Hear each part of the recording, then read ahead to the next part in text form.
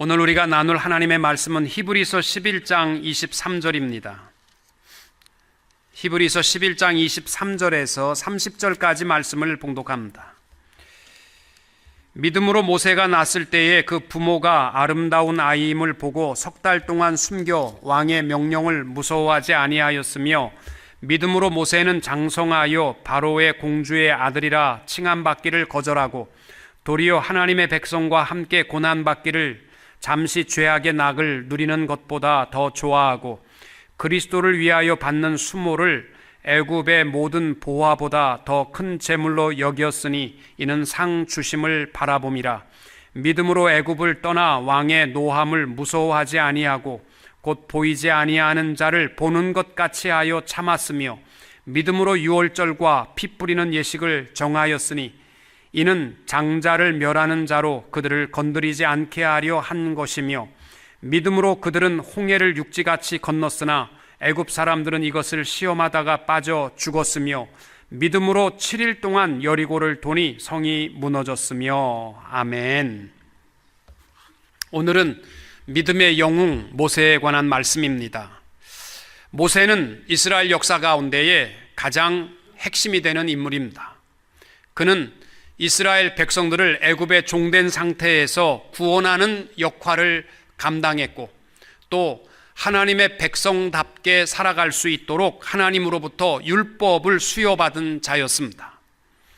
그런데 모세의 삶을 보면은 태어날 때부터 그는 어쩌면 세상에 존재할 수 없는 험악한 여건 속에 유대인으로 태어났습니다. 애굽의 종노릇하던 유대인들이 기하급수적으로 번창하게 되자 애굽의 바로 왕은 국법을 정하여서 유대인이 아이를 낳았을 때 여자아이면 살려두고 남자아이라면 그 자리에서 죽이라고 국법으로 명령하였던 것입니다. 그 가운데 아므람과 요게벳이라는 레위인 가운데 한 아기가 태어났는데 남자아이였습니다. 국법에 의하면 당연히 죽였어야만 하는데 그 어머니는 석 달을 숨겨 키웠고 더 이상 숨길 수 없게 되자 갈대 상자에 넣어 나일강에 띄웠습니다. 다행히도 바로의 딸이 나일강에 목욕하러 나갔다가 띄워진 갈대 상자를 열어보니 남자아이가 우는 것을 보았습니다. 당시에 바로의 딸은 무남 동녀였습니다. 그리고 자식이 없었던 것입니다. 그녀는 늘 자식이 없는 것 때문에 고통과 어려움과 근심이 많았습니다. 그래서 나일강에 가서 이른 아침에 목욕을 했던 것입니다. 그 당시에 나일강은 애굽인들에게 생산과 다산과 풍요의 신으로 섬겼던 대상입니다. 그래서 아이를 못 낳는 여자들이 나일강에 가서 목욕을 하게 되면 생산의 신, 다산의 신이 아이를 준다라는 것을 믿었기 때문에 이 바로의 공주도 이른 아침 가서 목욕을 했던 것입니다. 바로의 딸 공주는 나일강에서 얻은 이 모세를 보면서 이것은 나일강의 신이 준 선물로 확신했습니다. 그래서 자기의 아들로 삼아서 훌륭하게 키울 것을 마음 먹고 물에서 건졌다. 그래서 그 아이의 이름을 모세라고 지었습니다. 미리암을 통해서 이 모세는 어머니가 유모로서 애굽의 월급을 받고 자기의 아들 모세를 자기의 품에 키우게 되었습니다. 어머니의 젖을 먹으면서 배웠던 이 민족 정신과 사명을 죽을 때까지 잊지 않고 감당하는 모세로 성장하게 되었던 것입니다. 모세가 얼마나 오랫동안 어머니 품에 있었는지는 성경에 나와 있지 않지만 보통 유대인들은 바미츠바라는 성인식을 행하게 되는데, 여자아이는 12살, 남자아이는 13살이 되면 이 바미츠바 행사를 통해서 성인으로 인정해주고 남자아이에게는 머리에 빵똥 모자를 지금도 하나 씌워주는 나이가 바미츠바 13살의 나이입니다. 그래서 아마 어머니가 유모의 역할을 감당했던 것이 아마 13살까지가 아닌가 이렇게 추측을 할 뿐입니다. 모세는 바로 이스라엘 백성들을 구원하고 어떻게 살아갈 것인가에 대한 것을 감당하였던 것처럼 모세는 예수 그리스도의 모형이었고 또 하나님께서 인정할 만한 온유한 사람이었고 또 평생을 하나님의 백성을 위하여 하나님의 영광을 위하여 사명감으로 살았던 지도자였습니다. 모세가 그의 시편 90편에서 유명한 고백을 하게 됩니다. 우리의 연수가 70이요 강건하면 80이라도 그 연수의 자랑은 수고와 슬픔뿐이요 신속기간이 우리가 날아가나이다. 제가 옛날에 어느 권사님에게 물어봤어요. 권사님은 본인이 지금 나이 들었다라는 것이 실감이 됩니까? 그랬더니 나이가 80이 되셔도요 내 마음은 아직도 18세랍니다. 마음이 안 늙는다고 그렇게 표현을 하시더라고요. 근데 인생은요 너무나 빨리 날아가듯 인생이 끝나버립니다. 시편 90편 5절과 6절에 모세는 이렇게 고백합니다. 주께서 그들을 홍수처럼 쓸어 가시나이다. 그들은 잠깐 자는 것 같으며 아침에 돋는 풀 같으니이다. 풀은 아침에 꽃이 피어 자라다가 저녁에는 시들어 마르나이다. 참 어린아이들이 바닷가에서 밥도 굶어가면서 그 이 태양 아래서 열심히 모래성을 만들어 놓았는데 큰 파도가 와서 쓸어가듯이 인생의 삶이라는 것이 우리에게는 굉장히 긴 것 같지만 모세는 잠시 잠깐이라는 것으로 표현하고 있습니다. 그래서 러시아의 문어인 톨스토이는 말하기를 우리는 이 세상을 사는 것이 아니라 이 세상을 지나가고 있는 것이다 라고 표현했습니다. 히브리서 11장에 모세는 잠깐 거하는 인생이었지만 그의 삶은 바로 믿음의 삶이었고 히브리 저자는 그의 믿음에 대해서 그는 거절할 것을 거절할 줄 아는 믿음이었고 무엇을 택할는지를 알고 있었던 믿음이었고 어떠한 고난의 장애물이 와도 능히 상 주실 일을 바라보고 넘어갔던 이겼던 믿음의 삶 모세를 믿음의 영웅으로 표현하고 있습니다. 우리 대웅교회 우리 성도님들이 다 우리의 믿음은 거절할 것은 거절할 줄 알고 택할 것을 택할 줄로 알고 또 모든 장애물을 두려워하지 않고 능히 이기며 살아갈 수 있는 성도님들이 다 되시기를 주님의 이름으로 축원합니다. 제일 먼저 히브리 저자는 믿음의 영웅 모세가 세워지기까지 그에게는 부모의 위대한 믿음의 유산이 있었음을 밝히고 있습니다. 23절에서 믿음으로 모세가 낳았을 때에 그 부모가 아름다운 아이임을 보고 석 달 동안 숨겨 왕의 명령을 무서워하지 아니하였으며 바로 왕은 남자아이라면 죽이도록 명령했지만 모세의 부모 아므람과 요게벳이 볼 때 이게 너무너무 아이가 아름다운 거예요. 근데 여러분 성경을 읽다가 지 새끼 아름다운 사람이 누가 있어요? 새끼 낳고 우리 새끼는 왜 이렇게 못생겼어? 우리 새끼는 왜 이렇게 뭐가 좀 모자라? 그런 사람 하나도 없습니다. 다 고슴도치도 제 새끼가 매끈매끈한 법입니다.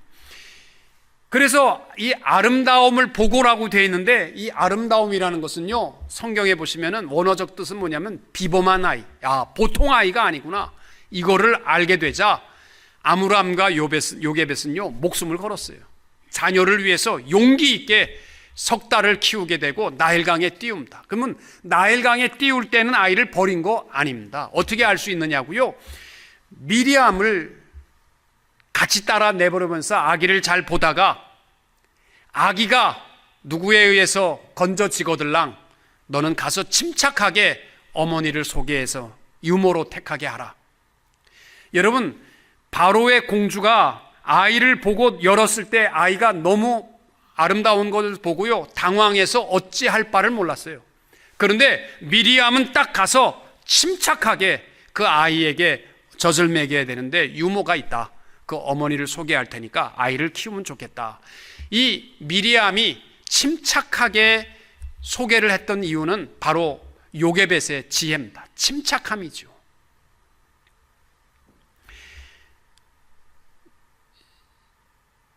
지난주에 우리 교육부의 진아 전사님하고도 이야기를 나눴는데, 현재 일반 초등학교부터 고등학교까지요, 5월 달까지 학부모들 사인을 받고 있는 게 하나 있습니다. 그게 뭐냐면 AB 329 교육국, 캘리포니아 교육국에서 내린 성교육 지침서입니다. 그 내용이 뭔지 아십니까? 동성애가 아름답다라는 겁니다. 여러분, 아이들 만화 교과서가 뭐냐면요, 남자 토끼를 택해서 서로 친하게 지내다가 서로 사랑하게 되고 둘이 행복하게 살았다, 둘이 성적인 관계도 맺었다, 그런 내용이에요. 여러분, 우리 새끼들이요, 이제는 학비 주고 과외시킬 때니까 가서 공부 잘해라, 그럴 때가 아니잖아요. 여러분, 아이들 성교육의 고등학교까지요, 말로 표현할 수 없는 성적인 모습을요, 적나라하게, 왜? 동성애를 가르치려고 하다 보니까. 그래서 내일 모레가 2월 19일이요 보수적인 부모들이요, 이런 거를 아이들한테 가르치면 안 되지 않느냐, 그래서요 등교 거부일로 정했어요. 내일 모레가. 이제는요 자녀들 방관할 때가 아닙니다. 나는 자녀 다 키웠다고요? 여러분 자녀 손들이요 곧 나와요. 그냥 알아서 크리라고 상상하지 마세요. 생각하지 마세요. 정말 믿음의 유산을 그 무엇보다도 물려줘야 되고요, 자녀를 위해서, 손자를 위해서, 손녀를 위해서 기도할 때입니다. 기도하지 아니하면 우리 자녀들이요 이 패망의 길로 갈 수밖에 없습니다. 특별히 모세에게는 부모에게 있었던 용기와 신앙을 자녀에게 가르쳤던 것입니다. 요게벳은 자기 아들 모세를 젖을 먹일 때에 아들에게 말을 알아듣든지 못 알아듣든지 그 아이를 가르친 교육이 있습니다. 너는 이스라엘 후손이며 훗날 이스라엘 백성을 애굽의 노예 생활로부터 구출해야만 한다라는 사명을 아이가 듣든지 안 듣든지 가르쳤습니다. 훗날 모세가 다 성장하여서 애굽의 모든 교육을 우수하게 감당했지만, 그는 호흡이 있는 날까지 자기가 이스라엘 백성이고 이스라엘 백성을 위해서 사명자라는 사실을 잊지 않고 감당했던 것을 볼 수 있습니다. 또 하나, 우리 자녀에게 믿음의 유산을 줄 때에요 복받고 살아가는 길을 가르치셔야 됩니다. 성경에서 자녀들이 복받고 살아가는 길은 딱 하나밖에 없어요. 주 안에서 살아가는 것과 부모를 공경하는 거예요. 에베소서 6장 1절, 자녀들아 주 안에서 너희 부모에게 순종하라, 이것이 옳으니라. 내 아버지와 어머니를 공경하라, 이것은 약속이 있는 첫 계명이니 이로써 내가 잘되고 땅에서 장수하리라. 아멘. 여러분, 자녀 편안하도록 멀리 시집 장가 갔다고 그래서 야, 올 것 없다, 그냥 행복하게 살아라, 전화하면 된다, 카톡으로 보면 되지, 그러지 마시고요, 공경하고 부모에게 효도하고 부모님을 찾아오는 것을 가르치셔야 됩니다. 여러분을 위해서가 아니라 자녀가 복받고 잘되고 형통한 삶을 살아가기 위해서 자녀에게 부모 공경하고 예수 안에 살아가는 방법을 가르칠 수 있어야 합니다. 레위기 19장 3절 말씀해 보시면은 너희 각 사람은 부모를 경외하고, 여러분 이 경외라는 단어가 성경에서 그 어떤 이방의 신들도 우상들에게도 쓸 수 없는 단어지만 하나님께서 예외로 딱 한 군데 경외라는 단어를 사용할 수 있는데, 그게 어디냐면 부모를 경외하고, 부모를 경외할 때 하나님이 축복하십니다. 부모 공경은요 살인죄나 간음이나 도둑질한 죄보다도 더 먼저 우선인 계명인 것을 자녀들에게 꼭 가르치시기 바랍니다. 아리조나 이 피닉스에 사는 한 아버지가 추수감사절 전날 밤에 뉴욕에 사는 아들에게 전화를 했습니다. 아들아, 네 시간을 빼앗고 싶지는 않지만 너에게 꼭 할 말이 있다. 내 어머니와 이혼을 하고 있는 중이란다. 45년 지겹게 살았는데 이제 여기서 끝내려고 한다. 아빠, 뭐라고 하시는 거예요? 잔말 말고 시카고에 사는 내 누이에게도 이 사실을 알려줘라 하면서 전화를 끊어버렸습니다. 이 아들이 너무너무 흥분해가지고 시카고에 사는 자기 누이에게 전화해서 야, 우리 엄마 아버지 이혼한단다. 그러니까 이 딸이요 또 자지러진 거예요. 미쳤네 미쳤어. 무슨 이혼은 무슨 이혼. 그래가지고 흥분해가지고 내가 전화할게 오빠. 그리고 아버지한테 전화해가지고 뭐 부모에게 난리친 거예요. 그러면서 절대 이혼 못해. 내가 집에 갈 때까지 아무것도 하지 마 아버지. 내일 나와 내 동생이 내일 집에 갈 테니까 엄마 집에 갈 테니까 그동안 아무것도 하지 마. 그리고 전화를 끊어버렸습니다. 아버지가 여보 내일 드디어 10년 만에 아들과 딸이 다 모이는데 우리 식사 준비 잘해서 맛있게 먹읍시다. 그렇게 이야기를 했답니다. 자녀를 그토록 보고 싶어하는 부모의 모습, 유머의 이야기지만 여러분 자녀들이요 부모에게 공경하고 부모에게 잘해야 이 땅 위에 형통한 삶, 장수하는 삶, 잘되는 축복을 누리는 이 길을 부모들이 막아서는 안 될 줄로 압니다. 두 번째, 모세의 믿음의 특징은 24절부터 보게 되면 선택할 것은 선택하고 거절할 것은 거절할 줄 아는 믿음이라는 겁니다. 24절에 믿음으로 모세는 장성하여 바로의 공주의 아들이라 칭함받기를 거절하고 도리어 하나님의 백성과 함께 고난받기를 잠시 죄악의 낙을 누리는 것보다 더 좋아하고 그리스도를 위하여 받는 수모를 애굽의 모든 보화보다 더 큰 재물로 여겼으니 이는 상 주심을 바라봄이라. 모세의 믿음의 위대함은요 거절할 줄 아는 믿음이라는 거예요. 출애굽기부터 민수기까지 모세의 믿음의 삶의 여정이 다 기록되어 있지만 이것을 한마디로 얘기하라면 히브리서에서 모세의 믿음은 거절할 것을 거절할 줄 아는 믿음이었다. 이렇게 한마디로 요약하여 말씀하고 있습니다. 여러분 모세는요 바로 공주의 아들 위치에 있었습니다. 이 말은 다른 말로 하면 무남 동녀인 바로의 딸에 이제 하나밖에 없는 양자라면 이거는요 왕자의 위치일 뿐만이 아니라 왕의 후보의 위치에 있다라는 뜻입니다. 또 사도행전 7장 22절에 보면 모세가 애굽 사람의 모든 지혜를 배워 그의 말과 하는 일들이 능하더라.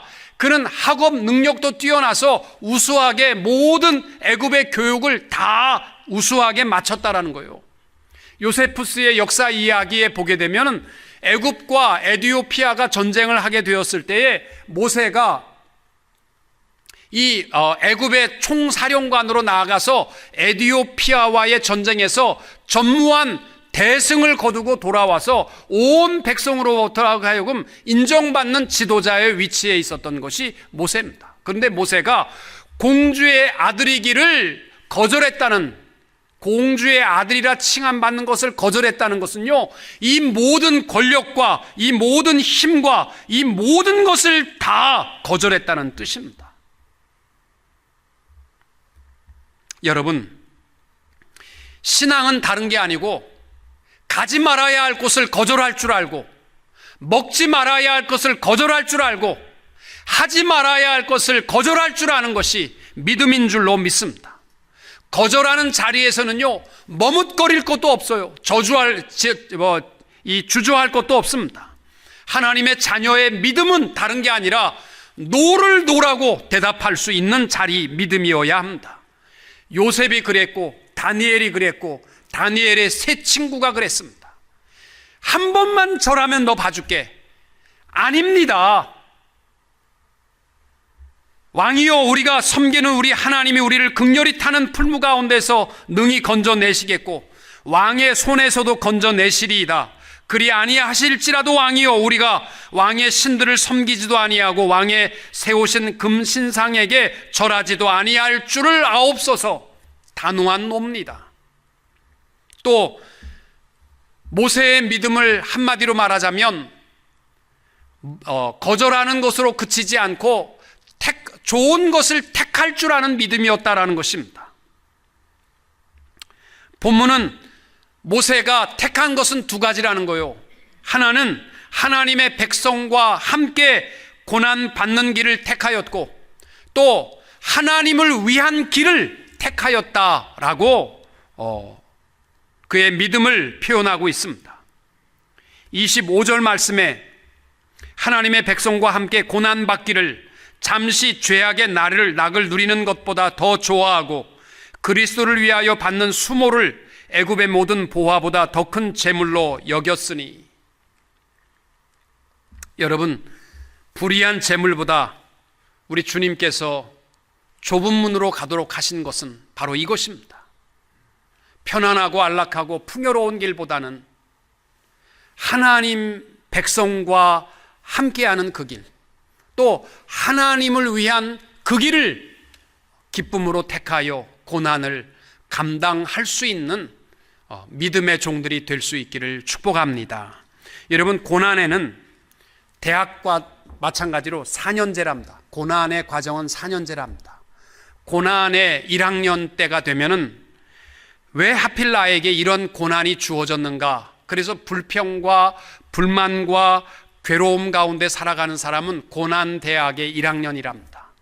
고난대학의 2학년이 되게 되면 고난을 이겨야 되겠다. 피할 수 없는 운명이라면 내가 이겨야 되겠다. 이 마음을 먹고 인내함으로 이를 악물고 고난과 싸우는 과정은 고난의 대학의 2학년이랍니다. 고난대학의 3학년이 되면 나에게도 고난을 이길 수 있는 힘이 있구나. 견딜만 하네. 그렇게 무서워서 피하려고만 할 만한 것이 아니구나. 이길 수 있는 거구나. 이 단계가 서면 고난대학의 3학년이랍니다. 고난대학의 졸업반이 되면 어떻게 되냐면 나에게는 고난이 필요한 거구나. 고난을 통해서 인생도 배우고 고난을 통해서 내가 강해지고 고난이 참 유익한 거구나. 이것을 깨닫고 고난을 겸손하게 감당할 수 있고 또 그 이후에 주어질 축복을 바라볼 수 있다면 고난대학의 졸업반이랍니다. 여러분, 성경에 보시면 고난과 은혜라는 것은요, 다른 게 아니에요. 똑같은 거예요. 고난 속에 은혜를 주시고 은혜가 넘친 가운데 보면 고난의 과정을 이기게 하시는 것을 볼 수 있습니다. 은혜가 많은 곳에 고난이 있고 고난이 있는 곳에 하나님의 은혜가 넘치는 것입니다.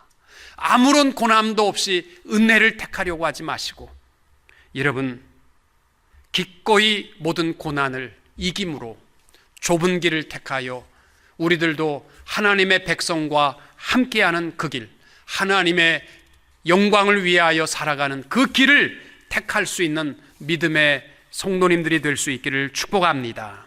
마지막으로 모세의 믿음의 위대함은 27절 이하에 보시면은 모든 장애물을 만날 때마다 그는 두려워하지 아니하고 이겼다라는 거예요. 사실 모세는 태어날 때부터 죽느냐 사느냐의 위기 가운데 고난을, 물론 자기가 이긴 것은 아니지만 고난을 이겼고 80세에 하나님의 부르심을 받을 때에도요, 나이를 극복하는 나이의 장애물을 이겼습니다.